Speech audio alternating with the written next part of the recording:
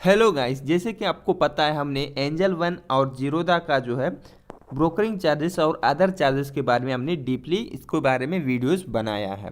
Then इसके बाद हम बात करने वाले हैं अपस्टॉक के बारे में। अपस्टॉक में ब्रोकरेज चार्जेस कितना लगेंगे और उसके साथ ही साथ अदर चार्जेस कितने होंगे वो देखेंगे।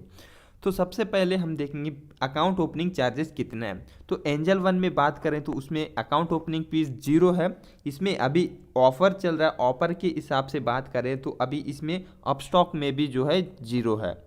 देन उसके बाद जीरोदा की बात करें तो जीरोदा में 200 रुपीज़ जो है अकाउंट ओपनिंग चार्जेस लगते हैं। तो ये अपस्टॉक में अगर ये ऑफर ख़त्म हो जाएगा तो उसके बाद जो है 249 रुपीज़ जो है इसका अकाउंट ओपनिंग चार्जेस होगा।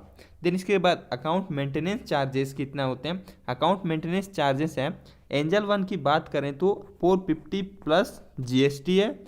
देन जीरोदा की बात करें तो 500 प्लस जीएसटी है। देन अपस्टॉक की बात करें तो अकाउंट मेंटेनेंस चार्जेस 0 है। ये बेटर ऑप्शन है आपके लिए। देन उसके बाद ब्रोकरेज क्रेडिट जो है आपको 1000 रुपीज़ मिलेंगे अपस्टॉक में। देन पे flat ₹20 for equity delivery intraday, इसके बारे में हम आगे बात करेंगे, ठीक है।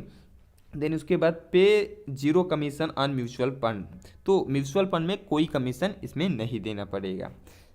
यहाँ पर अगर आप ऑफर ख़त्म होने के बाद अकाउंट ओपन करते हैं तो आपको जो है 249 का अकाउंट ओपनिंग फीस लगेंगे।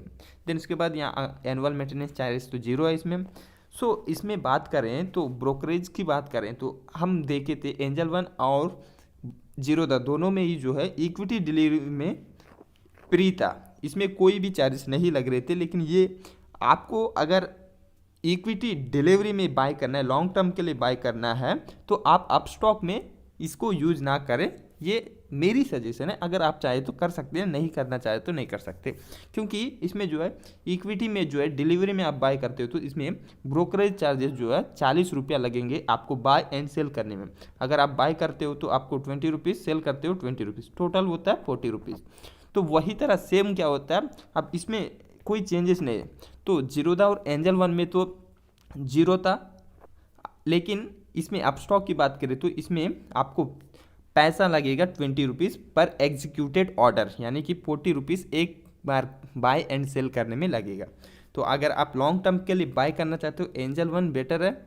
अगर आप ट्रेडिंग करते हैं तो आप उसको कोई भी प्लेटफॉर्म से यूज कर सकते हैं। लेकिन जीरोदा का जो है आपको वहाँ पर आपको ब्रोकरेज चार्जेस कितना लगता है वो आपको क्लियरली दिखा देता है, तो वो आपके लिए ट्रेडिंग के लिए बेटर है मेरे हिसाब से। तो अगर आप चाहें तो इसमें भी कर सकते हैं ट्रेडिंग, अपस्टॉक में भी। अपस्टॉक इसमें कर सकते हैं, लेकिन एंजल वन में मेरे को नहीं लगता ट्रेडिंग के लिए एंजल वन को यूज करें। तो आप किससे ट्रेड करते हैं वो आपकी मर्ज़ी है, लेकिन मेरे हिसाब से बता रहा हूँ, ठीक है। देन उसके बाद यहाँ पर equity intraday and delivery and F and O दोनों में ही यहाँ पर भी देखिए उतना ही है। यानी कि अगर आप चाहे डिलीवरी में बाय करो या फिर इंट्राडे ट्रेड करो या फिर फ्यूचर में ट्रेड करो, ऑप्शन में ट्रेड करो, आपको जो है ब्रोकरेज चार्जेस जो है पर एग्जीक्यूशन 20 रुपीज़ देना पड़ेगा और बाय एंड सेल में टोटल 40 रुपीज़ ब्रोकरेज चार्जेस देना ही पड़ेगा। अगर आप एंजल वन और जीरोदा की बात करें तो सिर्फ डिलीवरी में उसमें कोई चार्जेस नहीं लगता है। देन इसके बाद बात करें तो एस चार्जेस जो है ये 0.1% है both buy and sell side. Then 0.025% on equity intraday. Then बात करें अगर फ्यूचर्स की तो सेल साइड पे 0.1% और सेल साइड पे ऑप्शन में 0.1% इसमें भी लगेगा।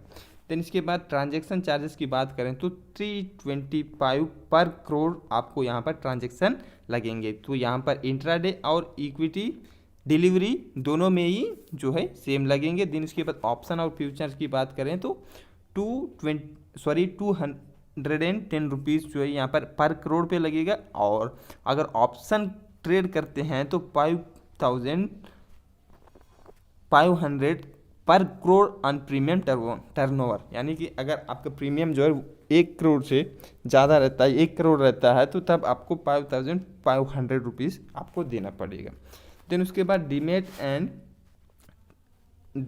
डीमेट ट्रांजैक्शन चार्जेस की बात करें तो 18.5 पर एक, अगर आप एक शेयर लेते हैं तो आपको 18.5 ₹5 लगेंगे। और यहाँ पर इंट्राडे करते हैं तो इंट्राडे में तो अपने को अपने स्टॉक जो है, शेयर्स जो है वो डीमेट अकाउंट में स्टोर नहीं होता है, तो इसमें कोई चार्जेस नहीं लगेंगे। इसी तरह फ्यूचर एंड ऑप्शन में भी आपको कोई चार्जेस नहीं लगेंगे, क्योंकि आपकी स्टॉक जो है उसमें स्टोर नहीं होता है, तो उसमें कोई चार्ज नहीं लगेगा।